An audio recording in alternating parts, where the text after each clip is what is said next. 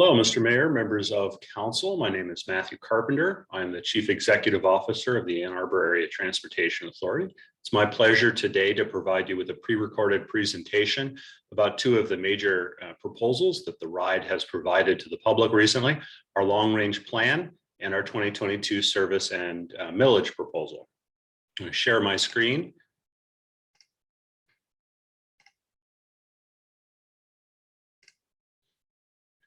So as we get started here, I'm going to try to stay to a high level about these two proposals and not go into great detail. There's a lot of information available on our website, theride.org, that provides a great deal of additional detail about the long-range plan and the 2022 millage proposal. And of course, if any member of council or the city administration would like any clarifications, please simply reach out, give me a phone call or an email, and I'm happy to respond. So my intention here today is really to focus on the millage proposal, but in order to do that, I need to contextualize it by talking about the long-range plan. Then I'll go into detail on the ballot proposal and close out with some discussions about our timelines. So key points about the millage proposal: it is a 5-year, $2.38 million proposal to maintain and extend public transit services across our 3-member municipalities, Ann Arbor, Ypsilanti, and Ypsilanti Township.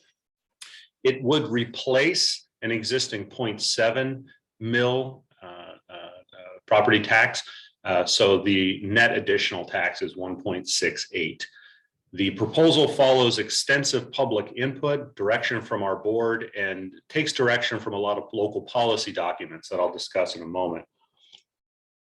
The proposal provides great benefits for seniors, persons with disabilities, persons with low income, workers, students, and anyone who wishes to live a car-free lifestyle. And that really dovetails in with our environmental goals that I think we share with the city. The RIDE is one of the agencies that is able to leverage a lot of outside funding, so we're very eager to bring more state and federal funding here to Washtenaw County.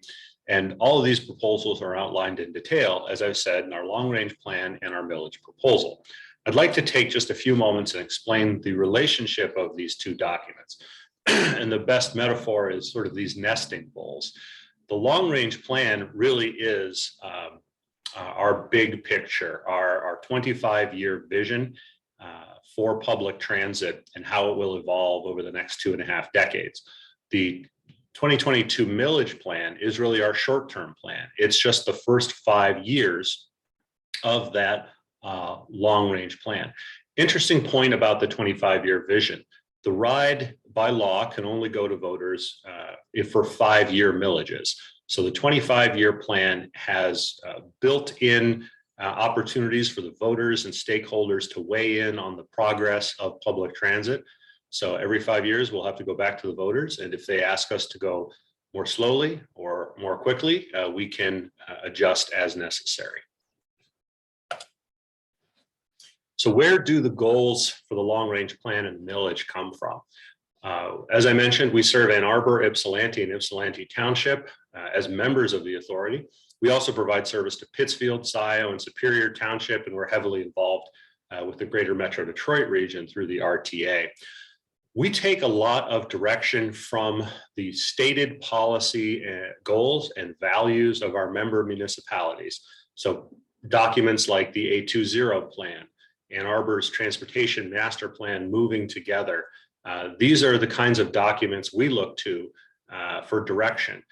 We're lucky that almost every community has something like a climate change plan, something like a transportation plan. We also look to the county's work on social equity and even very localized things like the DDA's work in downtown Ann Arbor. From all of that, we get a lot of very consistent messages, but they don't always line up in terms of priorities and emphasis. And then it falls to our board of directors, 10 appointed members, to consolidate those values and give the RIDE a single set of marching orders, which they've done here. And you can see in these 3 bullets. Their goals for us are essentially to increase social equity. This is the social mission, the human mission that we provide primarily focused on folks perhaps with low income or a disability. That means they're not able to participate fully in society with a car. So we can provide the alternative there. The next goal is to help the environment and reduce air pollution. This really boils down to two things. Our ability to attract drivers out of their cars into a more efficient and less polluting means of travel, and then reducing our own footprint. And I'll speak about our work on alternative propulsion in a moment. And then finally, to support existing and new businesses. This really comes down to labor mobility and our ability to help connect workers with employers. If we take our high-level goals from the values of the community, we look to the general public to help confirm those goals and then to help us drill into the details of how transit should be designed and developed. We've been doing a great deal of work over the last 2 years, really since 2019, and engaging our community. There have been a number of public meetings, both in person and virtually, a number of stakeholder meetings. And I want to thank those of you who were able to make some time to participate in those meetings over the last 2 or 3 years. We've spoken to a great number of people throughout the region and really consolidated a lot of what we've heard, and it's moving in a very consistent direction. And I want to share one major piece of the public feedback with you that really talks about the strong, consistent desire for increased services.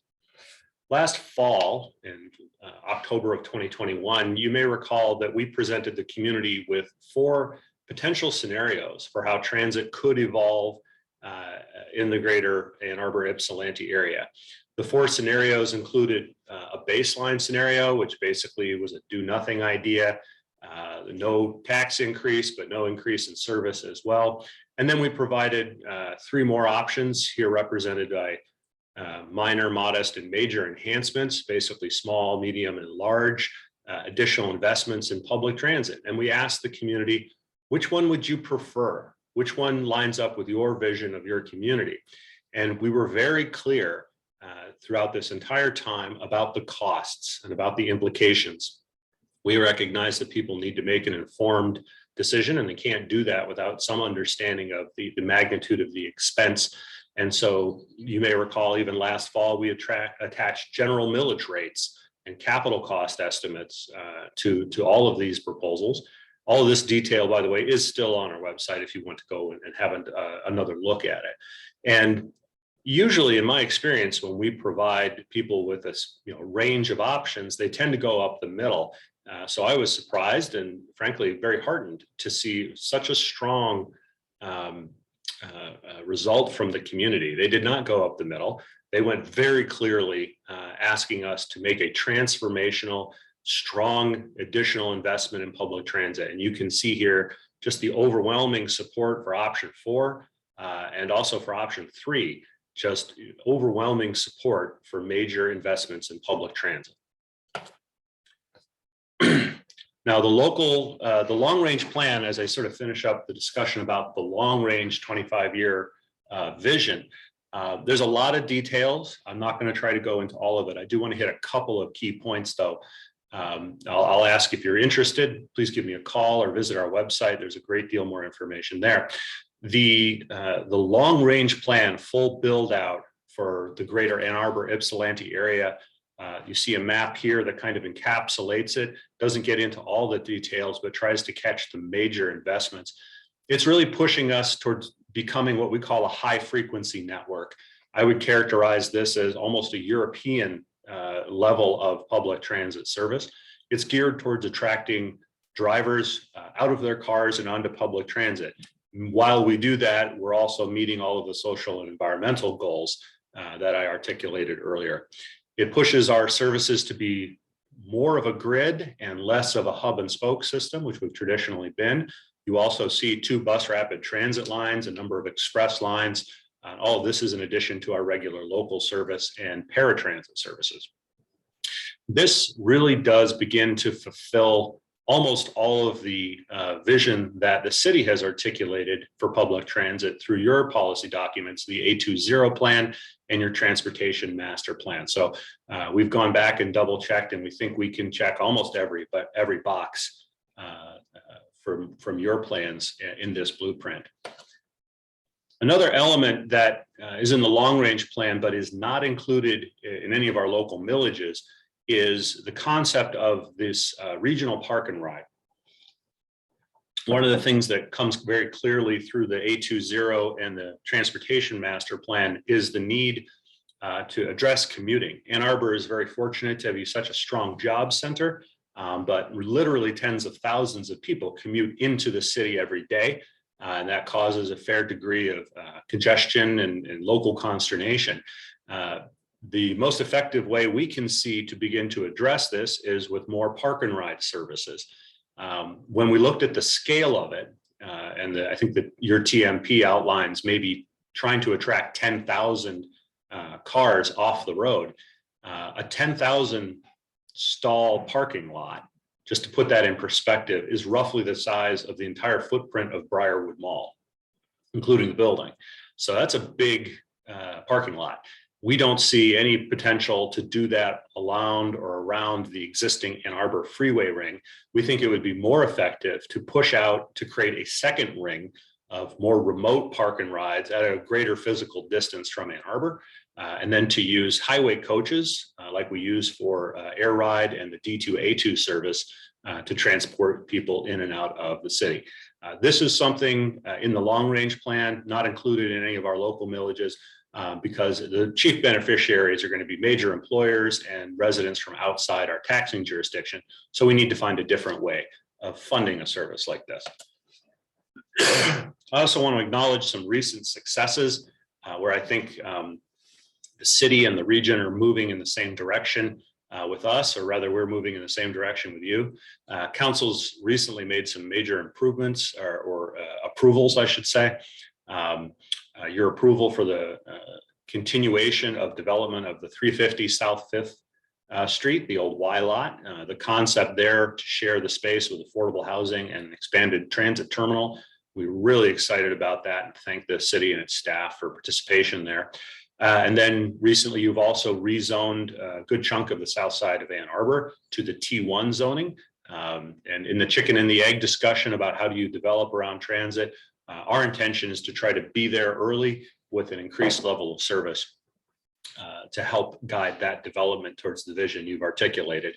And then finally, we were fortunate enough to get an earmark recently from Senator Gary Peters to help us with the plans for rebuilding the Ypsilanti Transit Center, a bus terminal in downtown Ypsilanti. So thank you, Senator Peters. Okay, so that gives you an overview of the long-range vision and how the vision fits together with the 2022 ballot proposal. What I'm going to do now is to go into detail on the 2022 ballot proposal, the millage, and the services included in it. With the long-range plan as a backdrop, the 2022 millage proposal maintains all transit services that we already have, expands key services in a couple of key areas I'll go through. It is aligned with both your policy goals and our own long-range plan, and maximizes state and federal funding. This is something we don't talk about often, but I do want to take a moment and conceptualize this.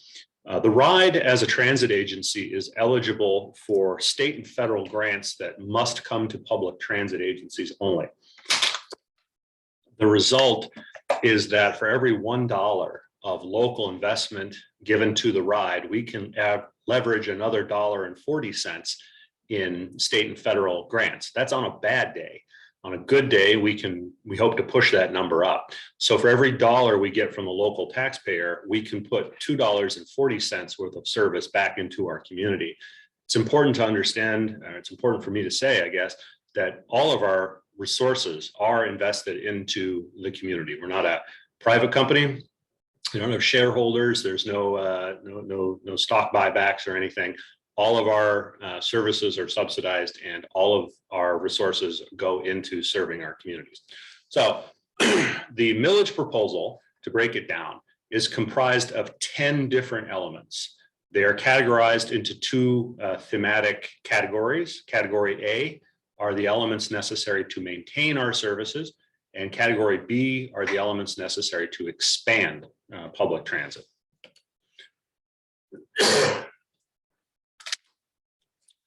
like to go through the first category with you briefly. These are the millage adjustments necessary to maintain the existing services that we already have today. So first, we need to renew the existing millage. Second, we do need to make an allowance for a structural deficit that the ride has been working on for several years. That one's a difficult one, and I'm happy to speak with any of you about more detail. Essentially, in 2014, when we expanded the authority, there was a miscalculation about how much revenue was necessary to support the services that were promised to the community. So we've been grappling with that imbalance ever since. There's a good article about it in the Ann Arbor Observer if you're interested. So we need to fix that deficit allowance. We also need to have an allowance for inflation, fuel, among other things. We're not immune to those sorts of pressures. And then staffing. The ride's non-operational sort of office staff have shrunk about 9% over the last several years. And we have a great and dedicated team, but it's really become apparent that if we're going to continue to respond to the community's expectations, we need a little more horsepower to be able to do that. Okay. The second category, category B, were presented to our board as a list of service options. These were options for potential expansion of public transit services our board could take. Ultimately, they did decide in April to accept all of them. So they were all approved as part of this millage package. I'm going to go through them each briefly. The first is a new express service. This is one I'm very excited about. It's an terminal to terminal, downtown to downtown express bus route from downtown Ann Arbor to downtown Ypsilanti. Right now, Route 4 on Washtenaw Avenue, good route, most heavily used route we have, but it takes about 45 minutes to get from downtown to downtown because it stops at every few blocks along the way. This express route would have very limited stops and increase the speed of the service. We could cut a 45-minute trip down to about a half an hour. What that means on a daily basis is 15 minutes each way, half an hour a day, 2.5 hours a week, 10 hours a month. And I had to run the numbers twice. I didn't believe it. Over 100 hours a year saved from commuting.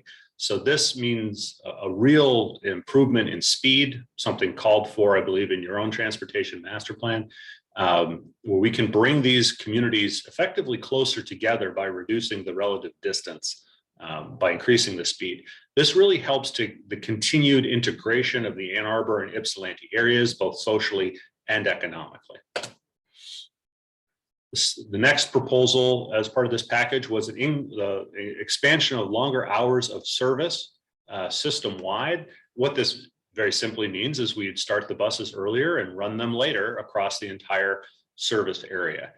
This is something that has been called for by many of our riders for a long time and has particular value to workers, people trying to work on irregular shifts, which is becoming a more and more common thing. Increased weekend frequency, again, across the entire network. This is just basically doubling the amount of buses running on the weekend. So if we have a bus every 60 minutes on a local neighborhood route, for example, in an Ann Arbor neighborhood, rather than come every 60 minutes, the bus could come every 30 minutes. So we would double the frequency. This is important because frequency equals freedom. Being able to have a very cost-effective transportation option without building your life around, 1 hour chunks and around the timetable is really important for flexibility and independence, particularly for folks without a car. Now we have two proposals as part of this packet that are very geared towards equity concerns, and this is the first one. The ride for many years has provided an overnight service called Night Ride throughout the entire city of Ann Arbor and along Washtenaw Avenue to the Ypsilanti Transit Terminal. But that service has never been provided throughout the entire city of Ypsilanti and much of Ypsilanti Township. You see in this map here in red the existing Night Ride service area, and the dotted yellow line is the proposed service area. The colors on the map behind it are drawn directly from Washtenaw County's Opportunity Index. If you're not familiar with it, it's a fabulous tool pulling together a lot of demographic information to help to highlight areas of concentrated poverty, concentrated racial segregation, areas that lack opportunities, access to jobs and medical opportunities, for example. And you can see here on the east side of the county in the reddish hues that there are a lot of areas in need of opportunity on the east side of the county. And the ride's mission is to provide access to opportunities. We don't just help you move, we help you get to those things that can help you make a better life for yourself and your family. So by harmonizing our services, providing the same level of service across the entire jurisdiction, we can lift up areas in greatest need. And this will really matter, particularly for workers overnight who maybe could take that job, but the buses right now would stop running too early. This is particularly important for people working in hospitalities industries, hotels, restaurants, and other areas that maybe have non-traditional work hours. Another important equity and ridership growth element is item number 9. We have 2 bus terminals, the Blake Transit Center in Ann Arbor and the Ypsilanti Transit Center in downtown Ypsilanti.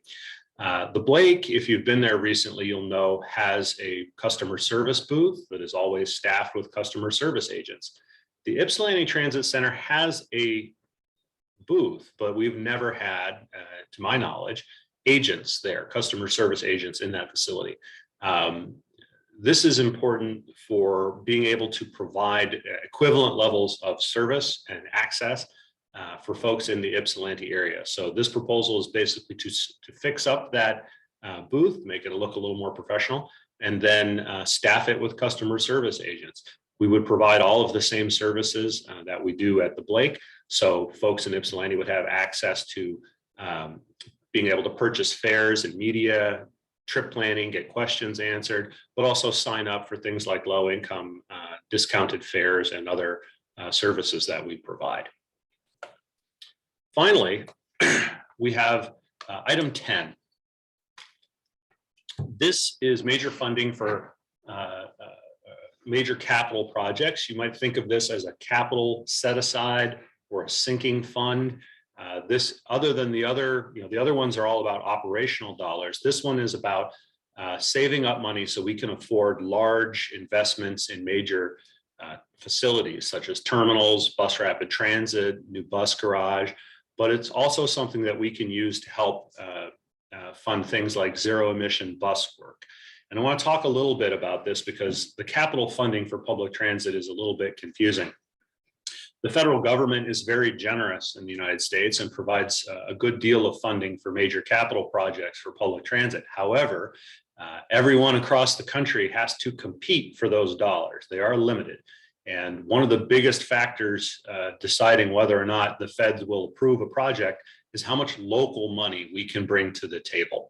This set aside, item 10, will help us build up a bit of a capital fund so that we can pay the local share of these major capital improvements, whether they be terminals, bus rapid transit, or new bus garages. This is also important when we discuss the work we've been doing about transitioning to zero emissions bus propulsion. This is something that's we're working on and have been working on now for some time. It's running in parallel to the long range plan. The long range plan does address this issue and does see a full transition to alternative propulsion systems, but we have a separate consultant really digging into this, doing a deep dive. We expect later this year to have detailed cost estimates and really a better understanding of the technology. We're learning a lot about the 2 major types of zero emissions technology, battery electric buses and hydrogen fuel cells. They each have pros and cons, and we're weighing them very carefully. So whichever decision we make is something that we can execute correctly on the first try. Again, the federal government was providing some generous support in this area, but they're not paying 100% of the costs. We will have to bring some local dollars to the table, even for the zero emissions bus work. So on our website, excuse me, you can find a detailed document going through the details of this 2022 millage and service proposal line by line. A core element of that proposal is this table. I share it with you here just to introduce it. It outlines and itemizes all 10 elements in both categories, talks about their total annual cost, the net mill rate for each one, the cumulative mill rate for how they all sort of add up, and also the start dates. And the implementation here is something I want to take a moment to discuss. The funding for this, if approved in August of 2022, the funding won't actually arrive until July of 2024. There's a reason for that long lead time. Basically, we need to do a lot of planning work to make sure all these services are up and running in time. But if the funding arrives in 2024, it's our intent to start these services the next month in August of 2024. So having the certainty of knowing the funding will arrive in 2022 gives us the ability to use 2023 to make all the plans necessary to execute this work. So timeline, as I mentioned before, we've been doing a lot of public and stakeholder involvement over the last several years. It really culminated in mid-March when we released the detailed millage proposal, as well as the next versions of the long-range plan draft scenarios. We got a lot of great feedback over the last month or so, and made many presentations to many stakeholders, including the Ann Arbor Transportation Commission. Our board discussed it initially in March, ultimately reached a decision in mid-April. I will share with you that it was not an easy decision for them to make. I think they struggled with the desire for doing more in the community, a desire to meet the needs that the public have expressed of us, the desire to help execute the vision that we see in policy documents like A20, and struggled with all those with the reality of the tax rates and the questions of affordability. And because we span multiple jurisdictions, these discussions also involved Ypsilanti and Ypsilanti Township.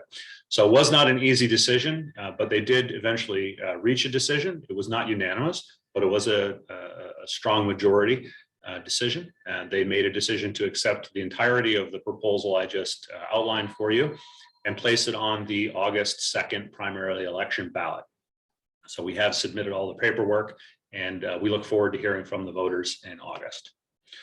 So in closing, the proposal in 2022 is for a 5-year, 2.3 mil tax proposal to maintain and expand public transit.